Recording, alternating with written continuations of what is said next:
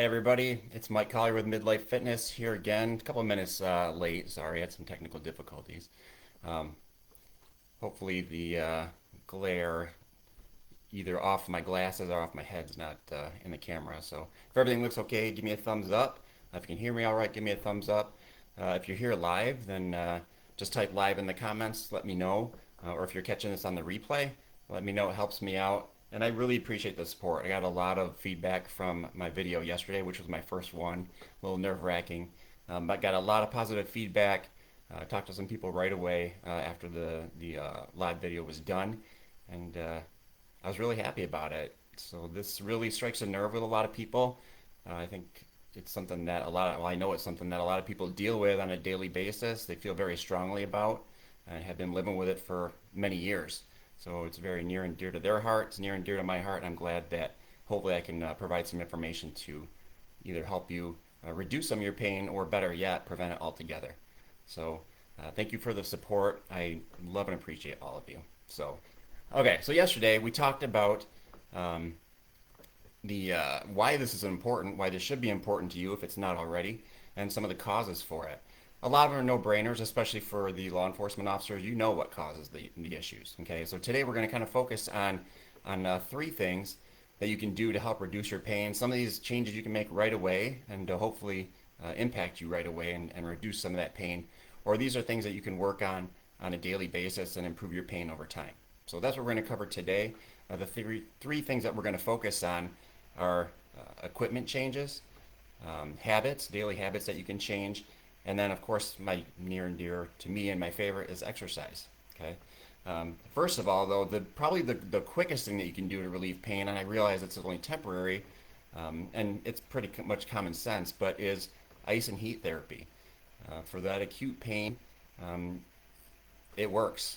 Okay, it works. So usually ice you want to use for inflammation and like pain around the joints. So ice for inflammation, and then for like sore and stiff muscles, that's when you want to use heat. You can use both. You can alternate those and use both, but whichever one you're using, you want to keep it to about 20 minutes at a time. Okay. But that will give you some instant relief. I got used to doing that for a long time when I was experiencing back pain, and it made a world of difference. So try ice and heat first of all. Okay, good practical tip, quick and dirty. So let's talk about. I said something pop up. Sorry. So let's talk about equipment. Okay, and we're going to start off with the biggest and the most obvious culprit for law enforcement officers, and it's the gun belt. Right? Give me a thumbs up if you know that your gun belt is causing you issues. And I touched on it yesterday, saying that that gun belt is 20 pounds of non-flexible, non-conforming, either leather or nylon around your waist, and it's got all the pouches, and of course, as years go on, we're required to carry more and more equipment, not usually less. And those things don't conform to your body. So the example that I used yesterday, in case you missed it, was the handcuff case. I'll see people have a single or even sometimes a double handcuff case in the small of their back. I talked to somebody yesterday that said that he put his handcuff cases in the back thinking that it would provide him some support. Well, that's not the kind of support that you're going to want, and those handcuffs are never going to conform to the shape of your hips ever. So that's the biggest thing that you can do, and that's a change that you can make right away. That's relatively easy and might give you some relief is to move everything away from your back. Okay, whether it's your cuffs or your pepper spray or anything, anything small, just move it away from your back. Anything that is on your back is going to force your back to kind of conform around it. And that's not the natural shape, not the natural curve of your spine. So you want to remove those obstructions and get all that equipment off your back. Okay, that's pretty much a no-brainer. So you combine the gun belt with the fact that you are sitting in a car or sometimes at a desk for long periods of time. So like I said yesterday, these cars are getting smaller and smaller and getting jammed with more and more equipment, and your body kind of has to conform and move around that equipment. It's not usually the other way around. You're twisted constantly in the driver's seat, whether you're on your MCT or whatnot, or if you're sitting at your desk for long periods of time. So that inactivity, that lack of mobility, is going to cause issues with your spine. It's also going to lead to a lot of other things that contribute to it, like tight hip flexors. Those hip flexors are those muscles right on top of your hips. And when you're in a seated position for a long time, those muscles shorten, they get tight, and they cause issues. So imagine like sitting for a long, and I know a lot of you guys have done this. You're sitting for a long time in that car, and then something happens. That call comes out, or you've got to jump out of the car and chase after somebody. Well, you don't have time to limber up and do some stretches. So it could lead to some acute back injuries right away. So the biggest suggestion is to try to get out of your car at least once an hour, or if you're at your desk, get away from your desk. Just take a walk around the office or around the building or whatever. Go down the block and just keep moving. Okay, if you have the option to get a standing desk, try doing a standing desk and just try to mix it up a little bit. If you are in a job where you're seated at your desk for long periods of time, besides just moving, make sure that your posture is good at your desk. Okay, you want to be sitting up straight. You want both your arms to be planted like evenly on the desk, and you want your eyes to be at the level of the top of your screen. Okay, so that you're not looking up at your screen and you're not looking down at it. Okay, and you've both feet planted firmly on the ground. Okay. So those are some things that you can hopefully change right away that'll make some improvements. Okay. So what else can we talk about? So as far as like the belt goes, besides getting everything off your belt, you also want to like reduce the load on your hips. So you can do that a couple ways. And there's been a lot of advancements in the 25 years that I've been doing this job. There's been a lot of advancements in this. We've seen like weight bearing suspenders that you can wear that takes some of the pressure off and stress off your hips.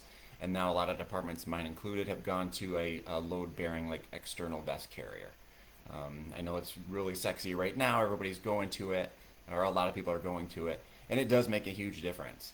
I know personally, I've gotten everything that I can off my gun belt and onto my chest. Everything that I can, just to reduce that. I'm getting some issues here. Okay. Just to reduce that weight on my hips. So if you can get your hands on a vest, I know I've got a buddy that's trying one out now, and so far so good. I mean, he likes it. I mean, a lot of times the effects are pretty immediate, and you can tell right away that that's gonna help that out.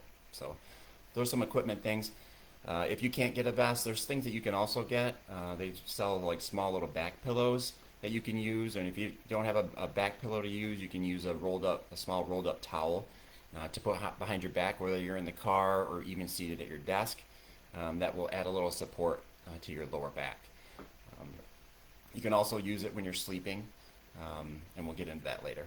So that's it as far as equipment goes. I keep getting sorry. Facebook keeps popping up with a warning for me, so hopefully it's okay. All right, so moving on to number 2. So we're going to talk about habits, okay? And these are things, small changes that you can make in your everyday habits and everyday life that will hopefully contribute to some reduced lower back pain, okay? The first thing is posture, okay? A lot of people have bad posture. It gets worse over the years as those muscles start to break down. So you want to have good posture, okay? Think about it that the average human head weighs 11 pounds. So you want to support that weight. It doesn't seem like a lot of weight, but over the years and over time and seated at a desk, whether you're leaning forward or back, that's causing stress on your spine. That's causing stress on your lower back muscles. So you want to keep that head centered on top of your pelvis. Okay, everything in line. That way your spine is going to support the weight of your head and your muscles aren't trying to compensate. So something easy to do, and hopefully can make an immediate change. So just keep that head in line with your spine and pelvis. Piece of cake. You can also avoid repetitive movements. Okay, all these things kind of contribute to lower back issues. So change up your routine a little bit. Okay, if you're used to sitting, stand up and do some work. Walk around. Like I said, movement is the number one thing that you can do. Is just to keep moving. Okay, not just for your back, but just for general health. But keep moving, but reduce those repetitive movements. Think about it. So a good example, like think about, do you get out of a chair from a seated position the same way every time? Okay, you've probably never thought about it. You just do it. But then have you ever wondered like, okay, well, why is my right knee hurting? Okay, or why is my left knee hurting? Well, or why is my hip hurting? That may be part of it. if you change those things up, that might make a difference. So instead of getting up and always standing on your right leg first, try it on your left leg. Okay? Might be something you never thought about. It's super easy to do. It doesn't cost anything. Try it out. See what happens. It can't hurt. If anything, it's going to strengthen those muscles that aren't getting used as much. Okay, and then sleep. Okay, it's important to get sleep. Obviously, for law enforcement officers, we can't always depend on that. But not only getting enough sleep is important, but getting good quality sleep. Make sure that if you're in things you can try is if you're a side sleeper or sleeping in a side position, place a pillow between your legs. That way it keeps your spine in alignment and keeps your spine in a neutral alignment, so it doesn't have aggravate any back issues. If you sleep on your back, just place a pillow underneath your knees to raise those legs up a little bit, take a little bit of pressure off your lower back, and that should help too. Okay. All right, and now moving on to my favorite, exercise. Okay, the biggest thing, and I already touched on it, is to keep moving. Okay, stay active, stay mobile. Okay, by being sedentary, typically when you have an acute lower or even a chronic lower back injury, you don't want to do anything. You just want to lay on the couch, lay in bed, watch TV, whatever. And that's typically one of the worst things that you can do. Okay, studies have shown that movement actually aids in the recovery, and it keeps those muscles strong. If you're just laying around, what's going to happen is those muscles that support your spine are going to weaken and not going to be able to handle the stress when you do start moving. So you really want to, and if it's really bad, you really don't want to be resting more than 1 or 2 days. On that second or third day, you should get up and start moving, even if it's just a walk for 30 minutes. Get moving, get mobile, keep that mobility in your spine, and keep those muscles working. The other thing along with mobility is stretching. Okay, as we get older and we get more sedentary, our joints get a little less flexible, and it's not working on our muscles as much. So you want to keep those joints flexible, stretch those soft tissues around your joints, stretch your muscles, so that they can move. Okay, it's hard to do sometimes, especially with the equipment that we're wearing. But whenever you get a chance, do that. And tomorrow I'll be touching on those things. I'll be going over stretches and strengthening exercises that you can do. So more for that. So make sure to come back for tomorrow for that part. So weight loss, another big thing. Losing weight really helps out your lower back stress. Okay, extra weight on your body stresses not only your spine but your hips, your knees, your ankles, everything. So by dropping weight, by getting on having good weight management measures, it's going to help relieve that lower back pain for sure. So it reduces the amount of stress and mechanical force on that spine, and it's just good for you anyways. So I already touched on it, but there are strengthening exercises that you can do. Typically to reduce lower back pain, you not only want a strong back, but you want a strengthened core. Okay, your core supports everything. It's the link between your upper body and your lower body, and you want to keep it strong. Okay, so I will cover more of that tomorrow. And then it leads me to prevention. Okay, the biggest thing. So one of the most important times to care for your back is when you don't have symptoms. Okay, and hopefully by doing all these things that I talk about, by making some equipment changes, by maintaining proper posture, changing some daily habits, and starting some stretching and strengthening routines, then you can avoid lower back pain completely. So that's the goal. So thanks for joining me today. Again, thank you for being here. If you're catching this on the replay, just type replay in the comments. If you have questions, or I loved the stories, I loved making contact with you guys yesterday after the video, just hit me up, just private message me, or give me a call, or shoot me an email if you know my email. Or if you have questions or have a story, Roy shared his story with us yesterday, and I put it in the comments. So I had a good talk with him. Very helpful. You don't have to go through this all by yourself. There's obviously others out there that are suffering from the same thing that you are, and we can help each other and support each other as a community, and provide information and support. So thanks for joining me. I will be back a little bit later tomorrow, probably 8 o'clock is when I'll be back. And I will be covering some stretching and some strengthening exercises that you can do, just some quick and easy ones that you can do that can help reduce some lower back pain. So Thanks for joining in, guys, and I'll see you tomorrow.